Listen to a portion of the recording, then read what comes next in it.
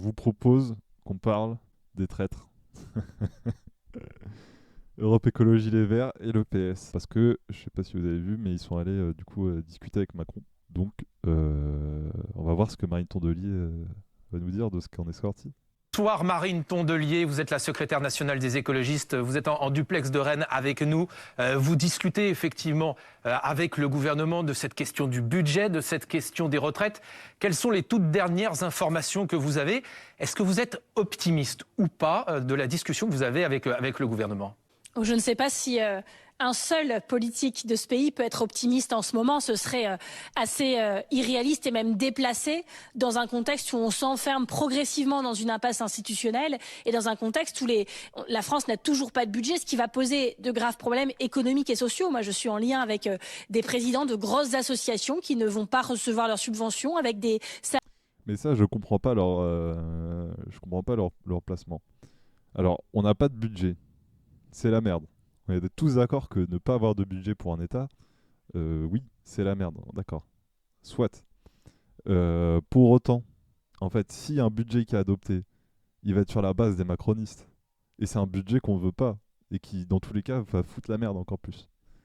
Euh, Donc dire il faut absolument aller dans le compromis avec Macron parce que il faut rentrer dans les négociations avec lui pour tirer un minimum de trucs qui parlent quand même juste de suspension de la réforme des retraites pendant 6 mois, etc. Ça rime à rien, quoi. Genre, ils ont aucune stratégie, ils comprennent rien, je trouve.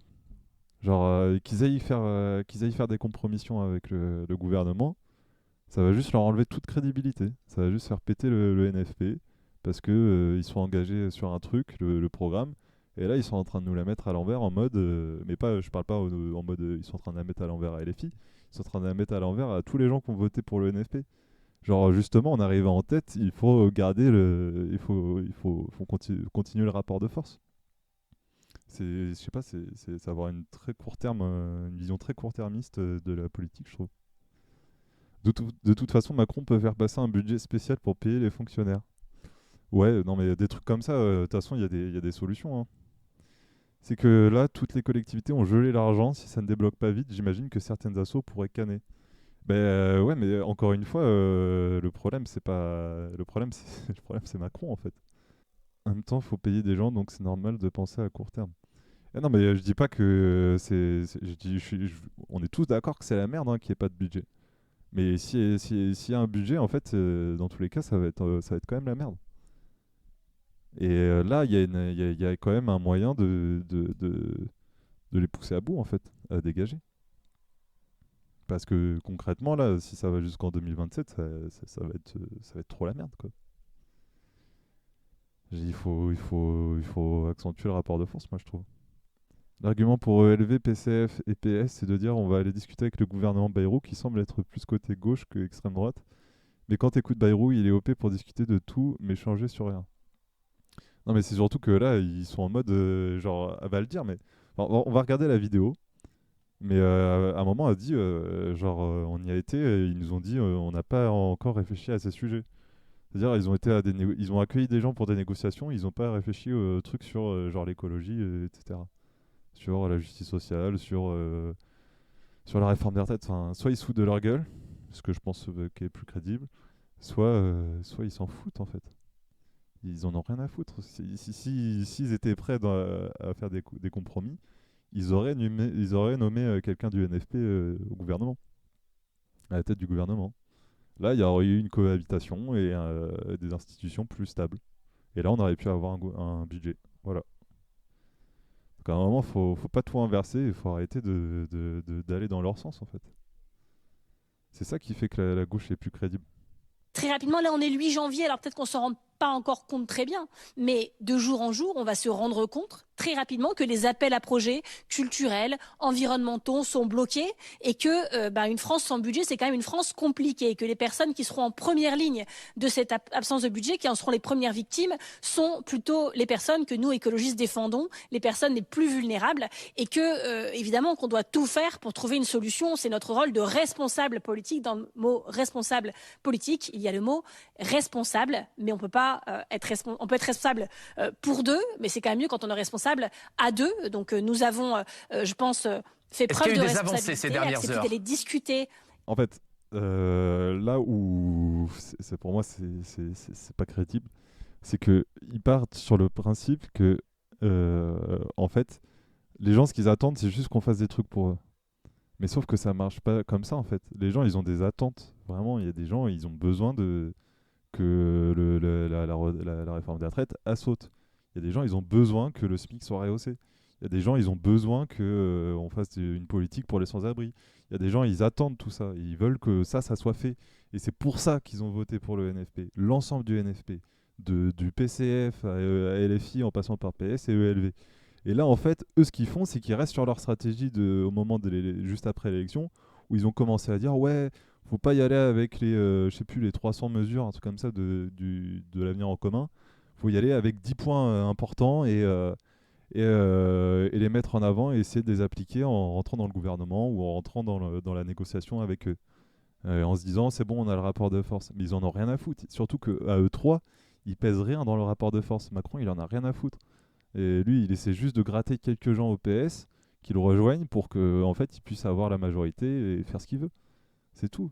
C'est en mode, vas-y, on a envie de leur faire confiance aux Tondelier, aux Ruffin, etc. Vas-y, ça pourrait être des alliés, etc.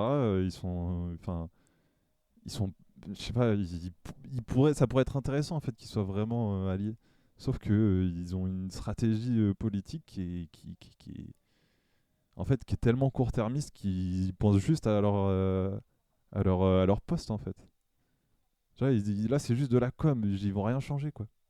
Là, s'ils vont à des négociations, ils passent une semaine à faire des négociations avec Macron, tout ça pour essayer de suspendre la réforme des retraites pendant 6 mois. Enfin, c'est grave d'avoir cette vision politique, je trouve. Mais oui, surtout que des petites victoires, ça va juste dégoûter les gens en mode ah bah à la gauche, ils apportent pas grand chose de fou en fait. Mais surtout qu'en fait, on a jusqu'en 2027. C'est quand? C'est cette année les municipales? Ah, ouais, 2026, pardon. Ouais, en plus, ils ont leur congrès là en juin, le 6 juin. Un truc comme ça, non? Mais de toute façon, là, à gauche pour les municipales, ça va être la guerre, hein. En fait, tout va se jouer là hein, pour la présidentielle, je pense. En termes d'élection, en tout cas. Parce que là, on est arrivé à un point où le LFI a fait l'erreur de ressusciter le PS, quoi. Je pense que ça aurait été encore pire qu'ils aient moins de sièges, à eux tous. Parce que dans le rapport de force, en termes de. En fait, ça marche sur cette question de rapport de force si le NFP est uni. Mais là, le NFP est pas uni. Donc je sais pas, c'est complètement éclaté. C'est vraiment de la merde comme stratégie. Sont en train de comprendre qu'il va falloir changer de politique. Et j'étais sensible au fait qu'hier, j'ai entendu Édouard Philippe, qui est quand même pas le plus gauchiste de la bande, dire que pour sauver la stabilité institutionnelle et avoir un budget, il était prêt à céder sur des choses sur lesquelles il n'était pas forcément d'accord sur le fond, qu'il n'aurait pas voté comme ça, mais parce qu'on est à un moment inédit de l'histoire et que ça amène chacun à devoir sortir de sa zone de confort. Édouard Philippe le fait, les écologistes le font, les socialistes le font, les communistes le font, et bien maintenant c'est au tour des macronistes. Mais en fait, là où elle est délue, c'est qu'elle ne prend pas en compte le fait que Macron n'a jamais fait de compromis et qu'il en a rien à faire en fait de la situation là. C'est lui qui l'a créé cette situation. Quel intérêt il a à la résoudre? Parce que lui, il veut rester jusqu'en 2026. Il essaie juste de temporiser en fait. Il s'en fout. Il n'est pas là pour revenir en arrière sur ce qu'il a fait, etc. Il a rien à perdre en fait. Donc il faut rentrer dans le rapport de force pour le stopper, pour le virer en fait. Concrètement, dites-nous qu'est-ce que vous avez fait ces dernières heures. Alors moi, je me suis entretenue avec le ministre Éric Lombard au tout début de l'année, le 2 janvier, longuement, pour lui faire... Éric Lombard, le pote de Olivier Faure d'ailleurs. Donc voilà, bon, en termes de, je sais pas, en termes de compromis, en termes de compromission plutôt. Bon, le PS, ils sont déjà bien. Hein. Ils n'ont pas besoin de faire des réunions avec les macronistes pour se compromettre, hein. C'est déjà fait. De notre état d'esprit, de nos inquiétudes et commencer un peu à lui lister les sujets qui nous préoccupaient. Et puis, vous le savez, c'est assez public, nous sommes allés hier avec toute une délégation d'écologistes, les présidents de groupes parlementaires, les chefs de file sur le budget qui sont vraiment les spécialistes de chaque ligne, de chaque politique publique, le rencontrer. Et puis il se trouve que les socialistes l'avaient rencontré lundi et qu'ils avaient, on va dire, un deuxième rendez-vous ce soir-là après nous. Et qu'il nous a été proposé par le ministre, que nous avons accepté de se joindre au deuxième rendez-vous des socialistes pour aller, cette fois-ci, plus dans le concret que les généralités qu'on avait pu Est-ce que vous avez eu des réponses? échanger. Quelles sont vos exigences très précises? Voilà, dans la première heure d'un rendez-vous, on donne nos exigences et puis dans le rendez-vous plus concret, ils reviennent avec des notes de leur service pour nous dire ce qu'il en est. La première exigence, le préalable non négociable, c'est l'abrogation de la réforme des retraites. Alors abrogation, suspension, on va être simple, on veut qu'elle ne s'applique plus, tout simplement. Et que... Mais déjà, elle n'est pas claire. Vouloir la suspension de la réforme des retraites, c'est pas vouloir l'abrogation. Être prêt à céder vers la suspension, moi je suis désolé, c'est un red flag énorme. C'est un red flag énorme. Rappel quand même, c'est une mesure, 90% des Français presque étaient en mode on est contre. C'est le plus gros mouvement social depuis les Gilets jaunes. Donc en fait, tu peux pas dire on va juste se contenter de la suspension pendant 6 mois. Enfin, même si à court terme, il y a des gens qui seraient très contents, hein, c'est sûr. Mais c'est une mesure qui concerne tout le monde en fait. Et contre laquelle tout le monde est hein, presque. Donc à un moment, faut être un peu conséquent, quoi. T'as des idées, soutiens-les, quoi. Arrête de les brader comme ça pour 3 miettes, en fait. C'est tout. Des personnes qui auraient dû partir en retraite si cette réforme n'avait pas été adoptée dans les conditions qu'on connaît, et qui du coup ne peuvent pas partir en retraite, leur retraite a été est partie comme ça, c'est éloigné dans le temps, qui puissent partir à l'âge de la retraite où ils auraient pu partir si la réforme n'avait pas été adoptée dans les conditions qu'on connaît. Donc ça, c'est abrogation une ou demande suspension, très claire. c'est quand même pas exactement la même chose, Marine Tondelier. Une suspension, ça peut déboucher sur une négociation. D'accord. Vous avez raison, je demande une abrogation. Si le gouvernement dit qu'il suspend cette réforme des retraites et très concrètement, il y a des dizaines de milliers de Français qui peuvent partir alors qu'ils ne pouvaient pas partir, c'est quand même un changement concret qu'il faudra prendre en compte. Et puis je vais vous dire, des fois, il y a des suspensions qui sont des abrogations. Parce que, en fait, vous la crantez, cette suspension. Ça montre, c'est un aveu d'échec, c'est un aveu c'est le gouvernement qui reculerait, qui admettrait qu'il est allé trop loin, qui admettrait que ça marche pas. Et quand vous êtes en reconquête de ce droit à la retraite à l'âge qui était prévu avant, c'est quand même difficile de revenir en arrière. Donc je trouve que c'est des victoires qu'il faut savoir accepter. Donc Marine Mais c'est exactement ça qui a tué la gauche. C'est exactement ce comportement et cette manière de réfléchir. C'est ça qui a tué la gauche avec Hollande, avec Mitterrand, etc. Et que c'est ça que une grande majorité des électeurs de gauche ne veut plus. C'est ça qu'ils veulent pas comprendre. Et même Macron, il va pas vouloir ça. Je pense que ça, c'est même pas négociable. Et s'il le fait, ça sera uniquement pour gratter des gens au Parlement ou quoi. Tondelier, s'il y a une suspension, Marine Tondelier, excusez-moi, s'il y a une suspension de la réforme des retraites, vous ne voterez pas une motion de censure la semaine prochaine. Les écologistes ne voteraient pas une motion de censure contre François Bayrou. C'est ce que j'allais vous expliquer. C'est ce que j'allais vous expliquer. Premièrement, suspension, on l'a dit, ça veut tout dire et rien dire. Donc on sera extrêmement attentif à ce qui est annoncé précisément. Et on aura, d'ici le discours de politique générale, un nouveau rendez-vous avec le ministre pour pouvoir discuter précisément de ce qu'il prévoit d'annoncer et leur dire tout ce qui ne nous convient pas dans ce qu'il prévoit d'annoncer. Vous voyez, il y a encore des allers-retours qui sont prévus. Par ailleurs, je ne vais pas vous donner tout mon carnet de balles, mais on travaille activement et on échange souvent. J'étais encore avec lui au téléphone cet après-midi.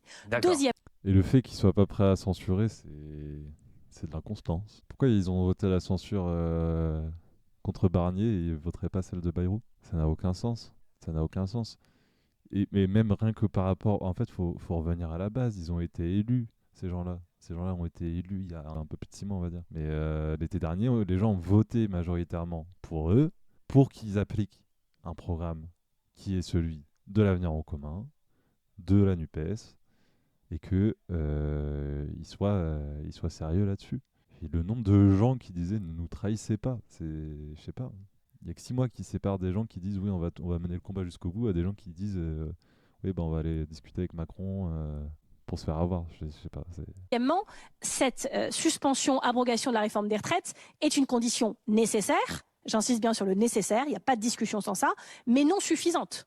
C'est-à-dire que c'est pas parce que ils auront lâché sur les retraites ce qu'ils vont être obligés de faire que y aura aucune autre demande écologiste et que suspension ou abrogation de la réforme des retraites vaut non-censure. Alors c'est quoi les autres demandes ? Écologistes. On vit dans un monde où l'habitabilité de la planète dans les 30 prochaines années est remise en question, où les espèces de faune, de flore disparaissent, où la banquise fond et où on ne peut plus garantir une planète habitable à nos enfants. Alors oui, l'écologie, c'est important. Je rappelle quand même, dans son interview par l'Humanité, quand on lui pose la question comment vous pensez le rapport de force dans la lutte des classes, etc., elle bégaye.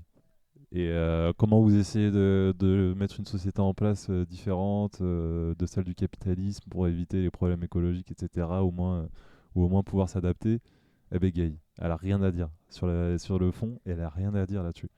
C'est que elle utilise c'est les écologistes, ils font ça, ils sont en mode il faut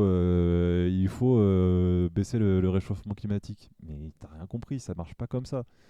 Il faut s'adapter déjà, il faut changer la manière dont notre société fonctionne, la manière dont on consomme, la manière dont on produit. Et ça passe par des mesures économiques, des mesures sociales. Et ça, ils sont pas capables d'aller sur le fond. Ils n'ont pas l'habitude, ils n'ont jamais réfléchi à ça. Ou alors ça fait trop longtemps qu'ils en ont pas parlé.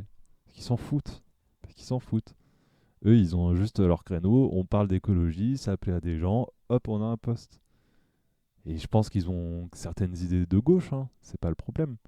Mais en termes de responsables politiques, ils sont pas consistants en fait. Et c'est problématique quand on est allié avec des gens comme ça, je trouve. Mais vous demandez une mesure concrète pour ne pas censurer le gouvernement sur l'environnement ? Ce qu'on demande, c'est que ce plan ait le moyen financier d'être adopté. Et aujourd'hui, on constate, on a entendu que Macron parlait de réarmement démographique, pas démocratique, ça on n'y est pas. Enfin, sur plein de sujets, ils voulaient tout réarmer. Et à la fin, c'est l'écologie qui s'est pris la balle. Au printemps dernier, d'un trait de plume, ils ont fait par décret comme ça 10 milliards d'économies. Sur les 10 milliards d'économies, ils avaient prévu 2 milliards d'économies rien que pour l'écologie, qui ne représente pas 20% du budget de la France. Hein. Et donc, on voit bien que dès qu'il faut faire des sacrifices, c'est l'écologie en première ligne. C'est le seul moment d'ailleurs où ils mettent l'écologie en première ligne. Et donc, on a... Mais par exemple, là, elle nous parle d'écologie. Mais parle-nous de trucs concrets. Tu nous dis il y a 2 milliards en moins sur l'écologie. Mais 2 milliards en moins sur quoi ? Sur quelles mesures ? Sur quel plan ? Sur quoi en fait ? Tu te bases sur rien là, tu nous dis il y a 2 milliards en moins. C'est bien, mais ça veut rien dire en fait. 2 milliards en moins pour l'écologie. Lister tous les reculs en arrière inacceptables budgétaires qui avaient été acceptés par M. Barnier. 0 € sur le fonds vélo, moins 60% sur le fonds vert, moins 500 millions sur l'électrification des flottes électriques, moins 137 millions sur la biodiversité. On a calculé ces renoncements. MaPrimeCo. Ça, c'est encore des mesures de bobo écolo à la con. Tous les trucs qu'elle a cités, c'est des trucs, il y a que les gens de Europe Écologie Les Verts qui y croient. Tu veux convaincre des gens, genre, et les filles est plus consistant sur l'écologie, même le PS est plus consistant sur l'écologie que les Verts. C'est dire. C'est grave. Quand on supprime 1 milliard sur MaPrimeCo comme ça a été fait, c'est 150 000 logements qu'on ne peut pas rénover en un an. Marine Tondelier, on le trouve où l'argent de toute la ville de Rennes. Marine Tondelier, où est-ce qu'on trouve l'argent quand on revient sur la retraite à 64 ans ? Est-ce que c'est bien raisonnable alors qu'on veut réduire la dette ? Non mais moi je vous dis par exemple sur l'écologie, on a chiffré, c'est à minima 7 milliards d'euros qui sont nécessaires, pas pour faire des choses fantastiques, hein, pour éviter le pire et pour éviter tous les renoncements qui sont en train d'être faits, pour arrêter toutes ces coupes qu'ils font au sacrifice de l'écologie. Et donc oui, nous avons des demandes qui coûtent un peu d'argent, mais ça tombe bien parce qu'on a aussi des propositions de recettes, voyez-vous, et nos propositions de recettes, elles vont dans le sens de la justice fiscale, de la justice sociale, parce que les Français ont bien compris que Macron avait fait des cadeaux fiscaux aux plus riches, mais que ces cadeaux fiscaux aux plus riches, c'est les plus faibles qui avaient dû faire des efforts pour les compenser, notamment. Et du coup, ok, elle admet ça, certes. Mais du coup, on fait quoi ? On va se compromettre avec eux et grappiller des conneries. Aller taxer les super profits, etc., les dividendes, blablabla, c'est une mesure qui rebute la droite. Il faut être dans le rapport de force avec eux sur cette question-là. Donc si tu vas te compromettre sur des conneries, tu vas pas dans le fond du fond. C'est ça la mesure qui changerait tout. Et en fait, c'est là où leur stratégie, elle est court-termiste. Notamment les 5 euros de réduction sur l'APL, la réforme de l'allocation chômage, cette réforme des retraites, inique et injuste. Et donc, Robin des Bois à l'envers, ça suffit. Les urnes l'ont dit, les électeurs français ont désavoué Emmanuel Macron, les députés français ont désavoué Emmanuel Macron en le censurant. C'est les deux manières les plus fortes de désavouer une politique dans la Ve République. Et pour ceux qui s'en foutent de la démocratie, les marchés aussi désavouent Emmanuel Macron. La Cour des comptes a désavoué Emmanuel Macron en disant dans un rapport que la situation budgétaire actuelle, c'est pas de la faute de la gauche, du NFP ou des écologistes, c'est de la faute de leurs décisions, de ces cadeaux fiscaux aux plus riches, 40 milliards par an de baisse d'impôts pour les plus riches. Et donc quand on remet des mesures un peu courageuses, laissez-moi un ISF poser climatique, une question, quand on remet la flat je vous ai tax, entendu sur l'écologie. On retrouve des marges de manœuvre budgétaires. Voilà. Marine Tourdelier, il y en a un en tout cas, vous l'avez entendu, qui est franchement pas content que vous soyez allé discuter hier avec les socialistes et les communistes. Vous savez de qui je veux vous parler, c'est Jean-Luc Mélenchon, qui a beaucoup tweeté dans la journée. Je ne sais pas si vous avez vu sur le réseau social X. Voilà ce qu'il a écrit. Cette façon de négocier dans le dos du NFP et contre son programme est une forfaiture d'un irrespect total pour notre alliance. Nous dormirons tranquilles.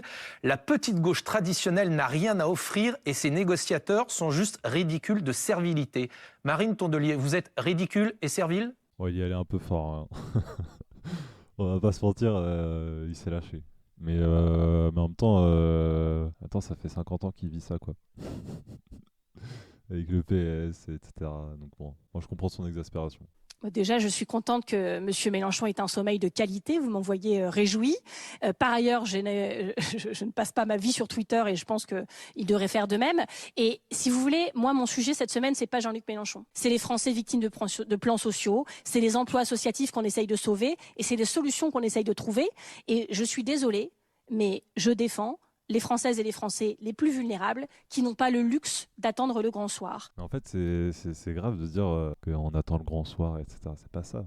Déjà, c'est pas le grand soir d'aller chercher de la thune chez les riches. Genre là, elle corrobore la thèse de LFI, c'est l'extrême gauche. Bah non. Jamais tu as entendu parler Mélenchon de grand soir. Donc juste soyez consistants sur le programme et après, voilà, on vous fera plus chier. En fait, juste, je sais pas, hein. Ils sont mis d'accord sur un programme. Pourquoi ils ne respectent pas ? C'est logique qu'on leur fasse pas confiance, en fait. Je pense que nous devons, oui, c'est notre rôle aussi au NFP, nous interposer entre Emmanuel Macron et les Français. Et donc, je ne suis pas d'accord avec le fait de dire, tant qu'on n'a pas tout, eh ben on préfère avoir rien. Voilà. Est-ce que c'est un scandale que M. Bayrou soit Premier ministre ? Oui. Est-ce que c'est inacceptable qu'on ait un Premier ministre de l'Intérieur qui a tenu des propos racistes et qui nous allume un feu ? C'est vraiment un pyromane, c'est pas possible. Tous les jours, il nous allume un feu. Donc vous dites qu'il faut négocier, quitte à faire des concessions, il faut l'assumer.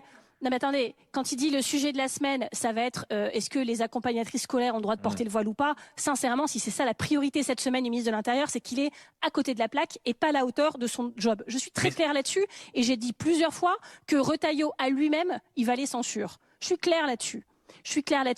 Mais pratiquer la politique de la chaise vide, qu'est-ce que ça veut dire ? Ça veut dire que ce gouvernement va être obligé, puisqu'il est minoritaire, de ne discuter qu'avec sa droite. Et qu'est-ce que ça veut dire quand on est obligé de trouver des compromis avec la droite et avec le Rassemblement ? Mais comme si c'était notre faute, comme si c'était de la faute de la gauche que Macron ne veuille pas nommer quelqu'un de la gauche pour gouverner ce pays. Alors que c'est la force qui est arrivée en tête des élections. Dans n'importe quel pays, on trouverait ça bizarre. Et elle fait comme si, comme Macron, il veut pas parler avec nous, il est obligé de parler avec l'extrême droite, c'est dommage. Du coup, il faudrait qu'on aille vers lui parce que sinon, il nous parlera jamais.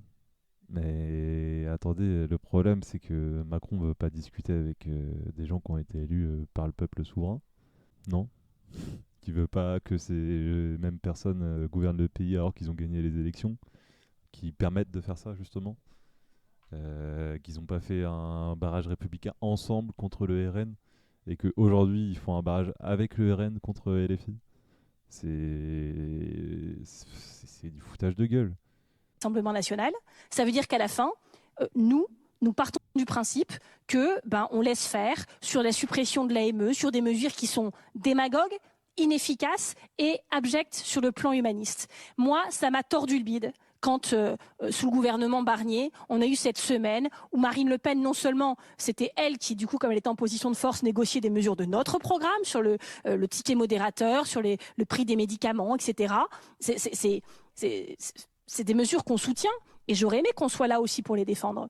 Et donc, vous voyez, ce qui était peut-être pas possible en novembre, devient possible là parce qu'on est dans un contexte où tout a changé. Qu'est-ce qui a changé? Qu'est-ce qui a changé depuis novembre? En novembre, on avait Barnier. Barnier, il a dégagé, il a remis Bayrou. Bayrou, c'est pas un gauchiste, hein. Et même, limite, moi j'ai envie de dire, je préférais Barnier à Bayrou, hein, si on doit vraiment choisir entre les deux. Bayrou, c'est le rat de la politique française. C'est Manuel Valls, Elisabeth Borne, Darmanin, Retailleau, il n'y a rien qui va. Il n'y a rien qui va. Qu'est-ce qui a changé? C'est de pire en pire. Elle est timbrée quand elle dit ça. Elle se rend pas compte. Comment tu peux dire que le rapport de force, etc., tout a changé, la situation a changé depuis novembre? La situation s'est empirée en fait. Et je vois pas en quoi c'est un argument, même si les choses avaient changé dans le bon sens, je vois pas en quoi c'est un argument pour y aller en fait. Vont de manière inédite, pas réussi à adopter de budget au 31 décembre. Et ça va avoir des conséquences concrètes et potentiellement graves, avec un risque d'emballement de notre économie, des taux auxquels nous empruntons, etc. Et donc, à situation exceptionnelle, solution exceptionnelle. Est-ce que c'est idéal? Non. Est-ce que c'est confortable? Non plus. Mais je pense qu'on est arrivé dans un moment où plus rien n'est confortable, où plus rien n'est évident. Et c'est pas pour ça qu'il faut rester derrière son écran d'ordinateur à insulter tous ses partenaires sur Twitter. Je n'en veux pas aux insoumis de ne pas venir à ces négociations. Ils ont le droit de faire ça, c'est leur stratégie et je la respecte. Parce que voyez-vous, j'ai du respect pour mes partenaires, je ne suis pas toujours d'accord. Et puis parfois quand je... Mais si tu respectais vraiment tes partenaires, tu te tiendrais à ce que tu t'es engagé à faire. Si déjà ils faisaient ça, en fait, il n'y aurait pas de problème. On n'aurait aucun intérêt à aller sur leur dos, en fait. Ils sont pas constants, ils promettent un truc et 6 mois plus tard, on les retrouve à discuter avec Bayrou et Macron sur une potentielle suspension de la réforme des retraites. C'est grave. Pas d'accord, je peux leur dire au téléphone sans les insulter devant les réseaux sociaux. Ça, c'est un argument de bourgeois, ça encore. De dire, ouais, parce qu'il parle fort, il a tort. Moi, je respecte mes partenaires, mais moi, je respecte les gens qui me respectent aussi, tu vois. Quand ils savent être respectueux, ils sont respectueux envers eux, et les insoumis. Donc, faut arrêter de se victimiser comme ça en disant non, mais moi, je respecte, ils ne me respectent pas. Et vous avez pas de parole aussi. Si vous aviez une parole et que vous y teniez, et c'est bon, vous auriez tout ce que vous voulez. C'est pas le problème, il est là, rien d'autre. C'est pas une animosité personnelle ou je sais pas quoi. Ils créent ça en trahissant leurs paroles, voilà. Et devant tout le Marine pays, Tondelier. c'est la méthode que j'ai choisie, c'est la méthode écologiste, voilà. Marine Tondelier, est-ce que ça veut dire, quand on voit ces mots de Jean-Luc Mélenchon, que le nouveau Front populaire est mort? J'espère bien que non, on restera fidèle à la promesse du nouveau Front populaire. Et vous savez, Non, t'as trahi. les électeurs du nouveau Front populaire, ceux qui ont voté NFP pour Philippe Poutou et ceux qui ont voté NFP pour François Hollande, eh ben, eux aussi sont différents et eux aussi ils ont des attentes parfois différentes. Nous avons tous les mêmes objectifs, tous, mais nous n'avons pas forcément les mêmes stratégies. Non, mais là, elle fait comme si oh bah on fait les choses différemment. Mais vous savez très bien ce que vous faites. Vous savez très bien ce que vous faites. Vous avez un intérêt juste personnel à faire ce que vous faites. Faire croire que vous en avez quelque chose à foutre des gens qui bossent, etc. Faut arrêter de se foutre de nous. Si c'était le cas, vous ne seriez pas présenté dernière élection présidentielle tous avec un candidat à la con. Vous seriez unis derrière la figure qui a le plus de chances d'être élu. C'est que si tu veux conquérir le pouvoir, un parti politique, c'est la conquête du pouvoir pour pouvoir imposer une vision de la société. Si tu veux faire ça, il faut un organe de parti qui est puissant, avec, dans le contexte actuel, puisque les élections se font de cette manière, avec des têtes d'affiche qui donnent envie de voter. Je suis désolé, mais Yannick Jadot, il donne pas envie de voter. Olivier Faure, il donne pas envie de voter. Glucksmann non plus. Glucksmann, il fait comme si c'était le roi de la gauche, alors qu'il a juste gagné de 10 points devant LFI aux européennes, alors que c'est là où LFI fait son pire score. Il faut qu'il arrête. C'est insupportable. Les Carole Delga, et Anne Hidalgo, Roussel, faut arrêter. S'ils avaient vraiment envie de faire gagner la gauche, là, ils seraient responsables. Et ils soutiendraient la personne qui a le plus de chances de faire gagner la gauche. Le parti qui a le plus de chances de faire gagner la gauche. Et une vision qui, quand même, améliorerait concrètement la vie des gens. Pas juste à moitié avec une suspension à la con. Parfois, et c'est sain, c'est de la biodiversité. Et vous Mais le voyez, fidèle à NFP la couleur avec de la LFI veste, ou sans la France j'utilise insoumise, des Marine Tondelier? métaphores environnementalistes. Elle est énervante. Arrête de nous faire des métaphores avec les végétaux et sois concrète. On s'en fout de tes métaphores là, la con. Elle fait ça à chaque interview, elle est chiante. C'est comme Ruffin là qui fait des rimes à chaque phrase. La France des bourgs, la France des tours. Ça va. Lâche-nous avec ça. Tu fais ça à chaque phrase. Arrête. La France en entier, pas à moitié. Arrête Ruffin. Arrête de faire ça, c'est insupportable. Évidemment qu'on est plus fort quand on est plus nombreux, mais personne n'est obligé d'être d'accord tout le temps. Moi, ce que je dis juste, et je le dis aux insoumis, et je le dis aussi à mes camarades socialistes. Mais c'est juste qu'en y allant désunis, on n'a pas de parole claire.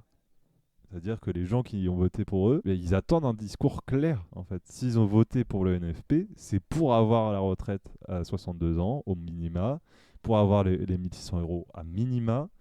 Il y a des vraies attentes. Il faut arrêter de faire croire que les gens ils ont voté pour le NFP juste pour faire barrage à l'extrême droite. Ils auraient pu très bien voter pour Macron pour ça, s'ils avaient envie. S'ils ont voté pour le NFP, c'est qu'il y avait des gens qui voulaient la gauche au pouvoir et pas juste des tocards qui vont négocier avec Macron sur de la merde. Le sujet cette semaine, c'est pas de régler ses comptes, c'est pas de taper sur d'autres copains du NFP parce qu'ils n'auraient pas exactement fait tout comme nous, et même parfois parce que les mots dépassent leurs pensées, ou alors peut-être que ce qu'ils pensent et qu'ils sont pas obligés de le dire.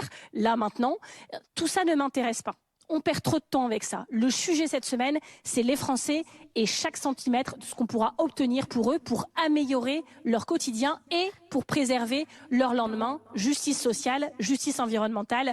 Je pense que c'est clair, et je vous ai pas parlé de plusieurs sujets sur lesquels on discute également. Les collectivités territoriales qui manquent de moyens parce qu'il faut s'interposer. Évidemment, les sujets, les hôpitaux, l'éducation. Et sachez qu'on a transmis cet après-midi une note à Éric Lombard avec des demandes très précises sur l'environnement, parce qu'on a été très choqués hier quand on est arrivé. On a dit nos mesures, celles dont je parle à la télé tous les jours depuis 3 mois à peu près. Ils ont dit faut qu'on regarde parce qu'on n'a pas encore travaillé ça. Quand vous recevez les écologistes, si vous voulez y arriver, merci beaucoup, Marine c'est quand Tondelier. même pas mal de s'être dit que peut-être on allait demander des choses sur l'écologie. Donc on a envoyé une note très précise et on attendra des réponses tout aussi précises. Vous savez, on sait être exigeant. Imaginez un monde où les écologistes, le PS, le PCF se mettaient d'accord pour dire ok, on se met d'accord sur une candidature commune pour les élections présidentielles. On est d'accord pour sur le programme qu'on s'est engagé à respecter. Si ils étaient conséquents sur leur formation politique à propos de la lutte des classes, à propos de la justice fiscale, dans le détail, en expliquant bien plus concrètement ce qu'ils veulent faire, je pense que là on pourrait gagner en fait. Parce que ça voudrait dire que là il y aurait une vraie union. On va regarder quand même ce petit truc. On va regarder ça et on va voir à quel point la parole d'Olivier Faure engage la responsabilité du Parti socialiste. Depuis plusieurs jours, il est prêt à vous lâcher tous les noms. Vous dire que vous pourrez tout avoir. Peut-être même, s'il vous appelle les uns ou les autres, il vous dira que vous pourrez faire quelque chose sur les retraites, que vous aurez un peu d'argent pour faire sur le SMIC, ou que vous pourrez faire un peu quelque chose sur n'importe quoi. Jusqu'ici, il y avait toujours eu une espèce de mur qui tombait avec l'idée qu'on ne touchait à rien. Eh bien, là, je sens que quelque chose s'est produit. La seule condition, c'est que vous rapportiez le scalp. Qu'est-ce qui a changé, encore une fois? Qu'est-ce qui nous explique ce qui a changé? Ils font croire que là, l'urgence, c'est parce que on a le budget, etc. Mais c'était le même problème il y a 3 mois. Hein. Le budget, il était toujours pas là. Hein.